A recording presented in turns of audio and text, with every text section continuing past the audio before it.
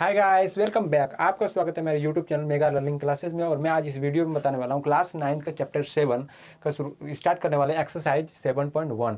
Start करते हैं question number 1।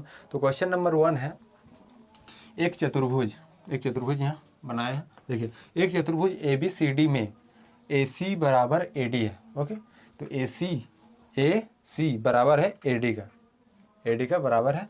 और AB कौन A को समद्विभाजित करता है, यानी कि AB जो भुजा है, AB ये भुजा है ना, आपको बीच में दिख रहा है, ये भुजा जो है कौन A, यहाँ जो कौन A है उसको समद्विभाजित यानी बराबर दो भागों में बांटता है। समद्विभाजित मतलब समान दो भागों में काटता है या फिर बांटता है। ओके, और आगे कह रहा है तो सिद्ध करो कि त्रिभुज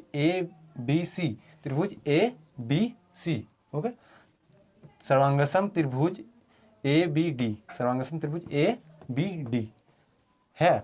और एक चीज सिद्ध करने बोला कि BC और BD यानी कि BC और BD के बारे में आप क्या कर सकते हैं। तो इसके बारे में बाद में सोचेंगे। सबसे पहले त्रिभुज को करते हैं सर्वांगसम और क्वेश्चन को मिटा देते हैं। आप लोग बुक लेके बैठे होंगे, उम्मीद करते हैं। ओके, क्वेश्चन को मिटा देते हैं। क्वेश्चन को समझ गए होंगे। ओके, तो इसमें हमें सिद्ध करना है त्रिभुज ABC और सर्वांगसम त्रिभुज ABD, यही सिद्ध करना है। और एक चीज सिद्ध करना है कि BC और BD के बारे में आप क्या कर सकते हैं। तो BC के और BD के बारे में बाद में सोचेंगे, पहले इसको सिद्ध करते हैं। तो यहाँ लिखेंगे हल। ओके, तो हल का त्रिभुज के बारे में लिखना है जिस दोनों त्रिभुज यानी कि ये दोनों जो त्रिभुज आपको दिख रहा है, एक त्रिभुज ABC और त्रिभुज ABD, तो इन दोनों में। ओके, तो त्रिभुज ABC त्रिभुज और त्रिभुज ABD में। ओके, इन दोनों त्रिभुज में अब क्या क्या दिया गया है। अगर किसी त्रिभुज को हम लोग सर्वांगसम सिद्ध करते हैं तो उसमें दोनों त्रिभुज में कोई तीन चीज बराबर होना चाहिए। तो यहाँ जो है क्वेश्चन में हमें कुछ दो चीज बराबर दिया होता है, एक चीज को ढूंढना होता है और किस नियम के अनुसार वो सर्वांगसम हुआ है वो बताना होता है। ज़्यादा हार्ड नहीं है सवाल, बहुत ही आसान है। अगर आप ध्यान से देखेंगे तो समझ जाएंगे पूरी तरीके से और ज़िंदगी भर नहीं बोलेंगे। तो चलिए स्टार्ट करते हैं। तो सबसे पहले जिसको सिद्ध करना है उन दोनों त्रिभुज को लिख लेना है कि त्रिभुज ABC और त्रिभुज ABD में। ओके, तो इन दोनों त्रिभुज में मतलब क्वेश्चन में क्या दिया गया है कि AC बराबर है AD का, यानी कि AC भुजा बराबर है AD का। तो ले लेते हैं कि AC बराबर है AD का। कहाँ से दिया गया है, क्या है, दिया है। ओके, क्वेश्चन में दिया है तो हम यहाँ भी लिख देंगे दिया है। मतलब कोई भी चीज़ बराबर करते हैं ना, तो ये जो इस चैप्टर मतलब इस किसी भी सवाल में हमको रीजन देना पड़ता है कि बराबर क्यों है। तो यहाँ दिया हुआ है वो सर्वांगसम क्यों है, किस नियम से, सब कुछ हमको रीजन देना पड़ता है। तो यहाँ दे दिए कि ये जो AC बराबर AD है वो दिया है। अब देखिए क्वेश्चन में है कि AB यानी कि AB ये भुजा कौन A को समद्विभाजित करता है, समान दो भागों में विभाजित करता है। तो हम लिख सकते हैं कि कौन CAB बराबर कौन DAB, यानी कि कौन A इस त्रिभुज में भी और कौन A इस त्रिभुज में, यानी कि दोनों जो समान भागों में है तो दोनों बराबर है। ये भी कहाँ है, दिया है। या फिर हम लिख सकते हैं कि AB भुजा कौन A को समद्विभाजित करता है, भाजक है। ओके, समद्विभाजक है। उसके बाद हम थर्ड चीज़ जो ढूंढना है वही है मेन चीज़। ओके, तो इस त्रिभुज में और इस त्रिभुज को ध्यान से देखिए कि त्रिभुज ABC और त्रिभुज ABD, तो दोनों त्रिभुज में आपको कोई कॉमन दिख रहा है क्या, दिख रहा है A और B दोनों त्रिभुज में कॉमन है। तो हम लिख सकते हैं कि AB बराबर AB कहाँ से, उभयनिष्ठ भुजा, उभयनिष्ठ भुजा। ओके, रीजन मिल गया, उभयनिष्ठ भुजा यानी दोनों में कॉमन है। तो तीन चीज अगर त्रिभुज में अगर तीन चीज बराबर हो जाए तो वो त्रिभुज सर्वांगसम हो जाती है। और किस किस बराबर हुआ है वो भी देख लीजिए कि ये हुआ है भुजा से यानी कि साइड, और ये है एंगल यानी A, और ये है साइड।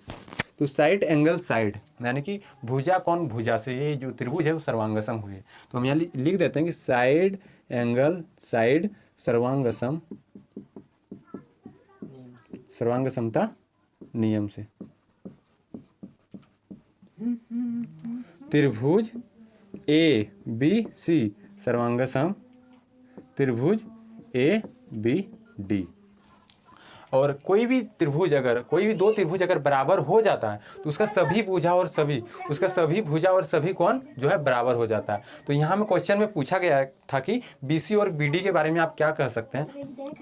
BC बराबर है BD का, तो कहाँ से CPCT से। CPCT का मतलब क्या होता है कि सर्वांगसम त्रिभुजों का जो संगत अवयव है, यानी जो संगत अवयव दो तीन चीज बराबर हो गया और त्रिभुज सर्वांगसम सिद्ध हो गया, वही तीन चीज के वजह से जो पूरा दोनों त्रिभुज सर्वांगसम हो गया, उसी के वजह से जो है ये भी भुजा यानी कि BC भुजा और BD भुजा बराबर होगा। ओके, तो आप फर्स्ट सवाल को समझ गए होंगे। आप और नहीं समझाएं तो कॉमेंट बॉक्स में कॉमेंट जरूर कीजिएगा। चलते सेकंड सवाल पे। तो हमारा सेकंड सवाल है ये कि ABCD एक चतुर्भुज है। ABCD एक चतुर्भुज है जिसमें AD भुजा बराबर है BC भुजा के। ओके, उस और कोण DAB यानी कि कोण DAB बराबर कोण CBA यानी कि A बराबर है कोण B के। ओके, और तो सिद्ध करना है, इसमें तीन चीज सिद्ध करना है कि त्रिभुज ABD ये ऊपर वाला त्रिभुज सिद्ध करना है, सर्वांगसम करना है त्रिभुज BAC यानी कि ये वाला त्रिभुज और ये वाला त्रिभुज दोनों को सर्वांगसम सिद्ध करना है। और सेकंड नंबर में सिद्ध करना है कि BD बराबर AC यानी कि अगर त्रिभुज सर्वांगसम हो जाए, दोनों त्रिभुज सिद्ध हो जाए, तो ये जो है BD बराबर AC हो जाएगा CPCT से, और यहाँ जो कोण यानी कि कोण B बराबर कोण A है वो भी हो जाएगा CPCT से। तो सबसे पहले हम सिद्ध करते हैं ये दोनों त्रिभुज को, उसके बाद इन दोनों को भी बराबर करते हैं। ओके, तो क्वेश्चन को मिटा देते हैं, ये तीनों चीज को हमें सिद्ध करना है। ओके, तो हल सबसे पहले क्या सिद्ध करना था कि त्रिभुज ABD सर्वांगसम करना था त्रिभुज BAC के, यानी कि त्रिभुज ABD सर्वांगसम त्रिभुज BAC ये वाला त्रिभुज। तो सबसे पहले हम लिखते हैं त्रिभुजों का नाम। ओके, तो त्रिभुज ABD और त्रिभुज BAC में। ओके, त्रिभुज ABD और त्रिभुज BAC में करना है। तो सबसे पहले नाम लिख लिए, नाम आपको बढ़िया से लिखना है, वहाँ मिस्टेक नहीं करना है। ओके, तो इस दोनों त्रिभुज में क्या बराबर, दो चीज़ बराबर दिया जाता है और एक चीज़ हमें ढूंढना होता है। तो देखते हैं क्या क्या बराबर है। पहले भी बता चुके हैं कि त्रिभुज, इस दोनों त्रिभुज में जो है AD भुजा यानी AD भुजा बराबर है BC का। इन दोनों त्रिभुज में AD भुजा और BC भुजा दोनों बराबर है। ओके, तो लिख लेते हैं कि भुजा ABD त्रिभुज में AD बराबर BAC त्रिभुज में BC। ओके, तो कहाँ से दिया है। ओके, दिया है। अब हम सेकंड चीज देखते हैं कि क्या बराबर है, और दिया गया है कि कोण A और कोण B बराबर है। ओके, तो कोण DAB बराबर कोण CBA दिया है। ओके, कोण DAB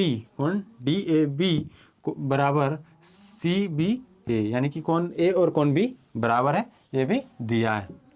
ओके, अब हमें थर्ड में ढूंढना है कि क्या तीसरा चीज क्या बराबर है जिससे कि त्रिभुज सर्वांगसम सिद्ध हो जाए। कोई भी दो त्रिभुज को सर्वांगसम सिद्ध करने के लिए तीन चीज को बराबर करना होता है। तो दो चीज हो चुका है, अब तीसरा चीज को देखते हैं।